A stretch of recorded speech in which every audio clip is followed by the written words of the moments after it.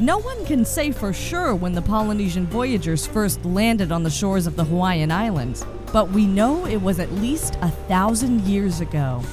For hundreds of years, the islands and their people were more or less completely isolated from the outside world. No visitors, no trade, no recorded contact whatsoever. But all that changed when British explorer James Cook made contact with the thriving islands in 1778. Within 5 years, British-supplied weapons helped King Kamehameha become the first to conquer and rule all of the islands, establishing the Kingdom of Hawaii in 1795. This was great for the powers that be, but not so much for the average islander. Now that the islands were on the map, people from across Asia, Europe, and the USA started to show up on the islands, which forever changed the traditional Hawaiian way of life. And it wasn't just a different culture these new residents brought with them. They brought diseases, too. Nearly 500,000 Hawaiians died from illnesses like smallpox, decimating the native people. As the native population dwindled, American traders, missionaries, and businessmen started to set up shop around the early 1800s. Within 30 years, sugarcane plantations were operating on the 4 main islands, staffed with poorly paid laborers. Right away, these rich and connected business people started gaining as much power as they could in the Hawaiian government.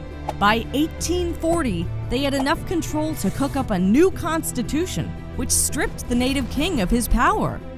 By 1887, the Kingdom of Hawaii was almost fully controlled by American business tycoons. It wasn't until 6 years later that King Kalakaua's successor entered the scene, the last ruler of Hawaii, Queen Liliuokalani.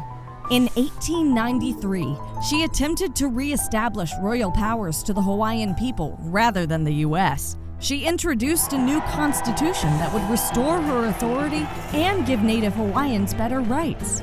The businessmen and missionaries on the island responded by forming a Committee of Safety with the backing of the U.S. Marines, promptly overthrowing Queen Liliuokalani and placing her under house arrest. A few months later, she was pardoned and released by the Republic of Hawaii. But her rebellion had already failed, and the islands were well on their way to American control. Just 5 years later, the islands officially became a territory of the U.S. This made Hawaii a part of the country, but it gave its citizens little to no power. Before long, the people started to push for statehood.